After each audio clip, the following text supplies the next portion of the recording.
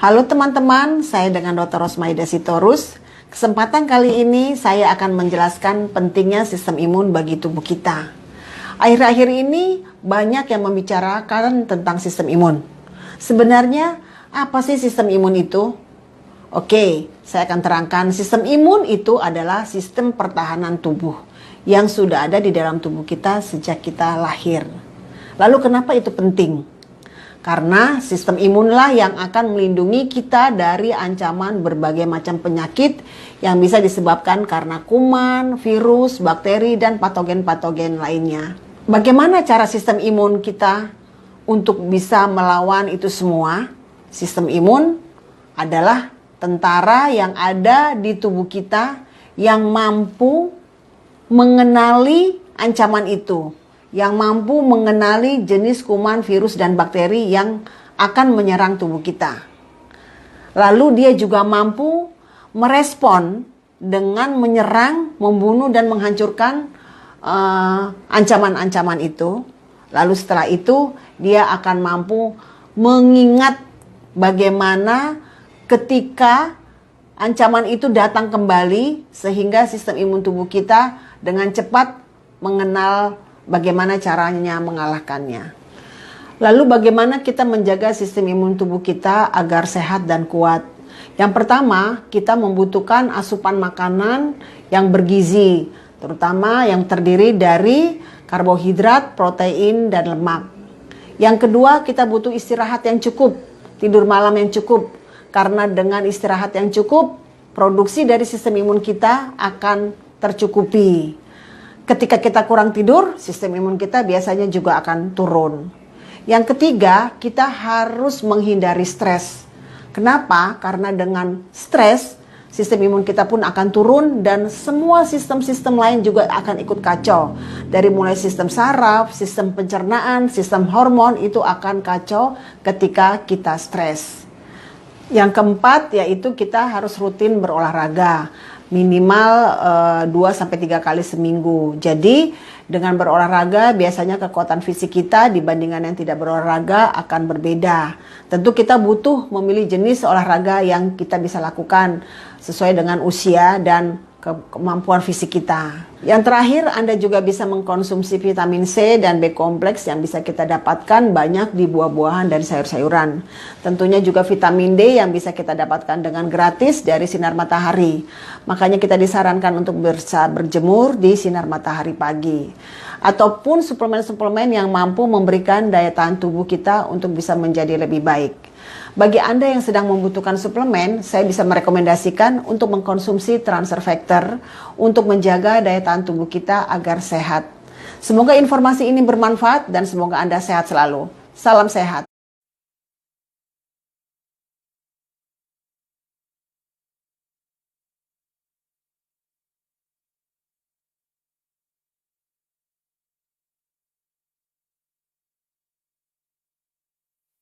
This presentation is being made to help you better understand your natural defense against threats to your health.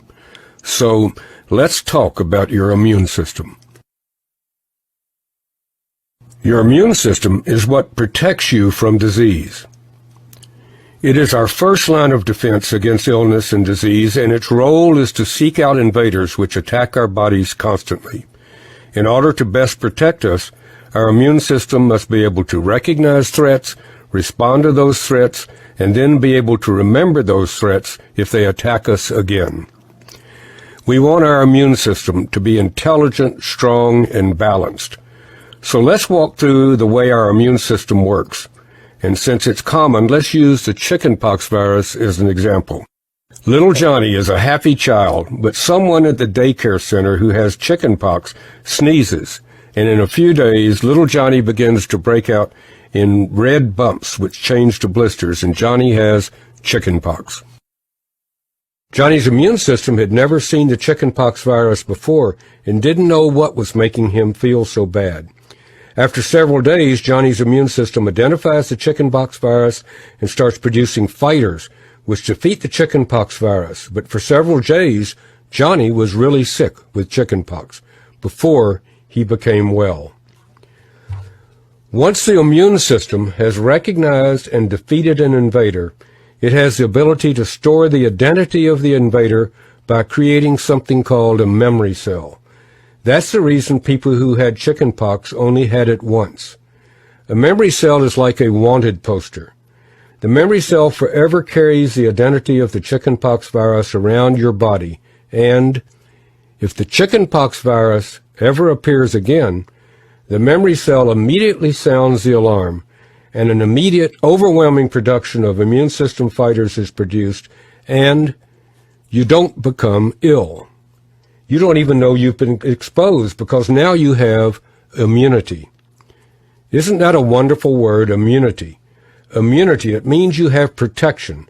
But the problem with developing immunity this way is that first you had to become ill, like little Johnny, before you became well. The second way that you develop immunity is through a vaccination. Here's the way a vaccine works, again using the chickenpox virus as an example. The chickenpox virus is weakened, so it can't reproduce and cause harm.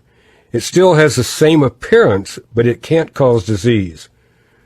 A person is vaccinated with a harmless chickenpox virus. Your immune system thinks you have been attacked by the real harmful virus, and it develops fighters to defeat the supposed threat. It thinks you really had chickenpox. Your immune system develops memory cells so that later, if a harmful chickenpox virus enters your body, you have instant recognition and an overwhelming immune response, and you don't become ill, and you have developed again that wonderful word, immunity.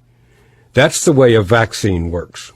The problem is, however, that there are so many germs, viruses, bacteria, parasites, and fungal organisms, and there's so few vaccines.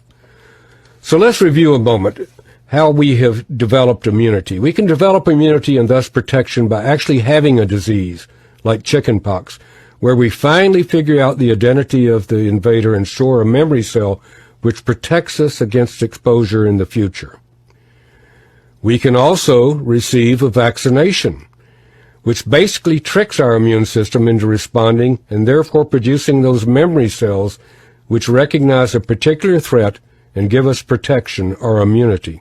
And until recently, these were the only two ways that could assure you of being protected against disease from invaders. Now there's a third way, and you need to know about something that has been discovered. Wouldn't it be wonderful if we had a factory where we could produce memory cells, the same type of memory cells that our immune system produces after we had an illness like chickenpox or after we receive a vaccination? Wouldn't it be wonderful if we could have machines in that factory which made memory cells which we could consume in order to educate and strengthen our immune systems? Well, we do have such a factory, multiple factories, and they are farms, and the machines in those factories are Bessie the cow and Henrietta the hen. And you need to know how we can utilize them to help protect us. Because cows and chickens come into contact with exactly the same threats that we do, the same germs. And they have exactly the same type of response to those threats that we do. They are exposed and figure out how to fight the threat, and they produce an immune response just like we do. And again, just like us, they store the memory of those threats in specific memory cells just as we do.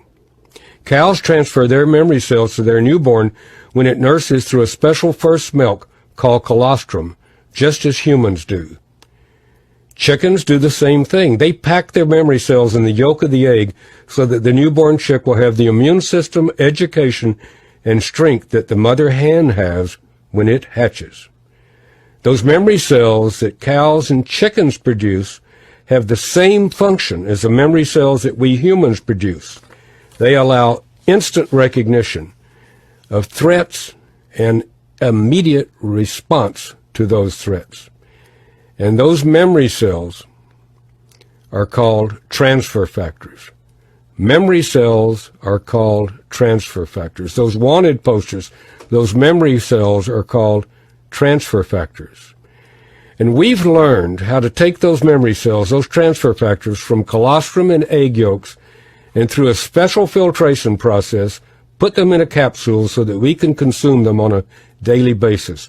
We can consume recognition cells, transfer factors, so that we can educate and strengthen our immune system, that system which protects us. So now we don't have to go through the learning process each time we're exposed. Our immune system has strength. It has knowledge. It has the ability to respond because of transfer factors. Transfer factors, those memory molecules which educate our immune system and give it the ability to respond immediately because it's able to recognize threats through those memory cells which act like wanted posters. Now, if we're exposed to a disease threat, those memory cells give us the ability to respond immediately, overwhelmingly, and we don't have to become ill like little Johnny. And we can receive the same protection as if though we'd received a vaccination by producing transfer factors. Transfer factors, those memory cells that give us the ability to respond immediately to disease threats and to have a healthy and long life.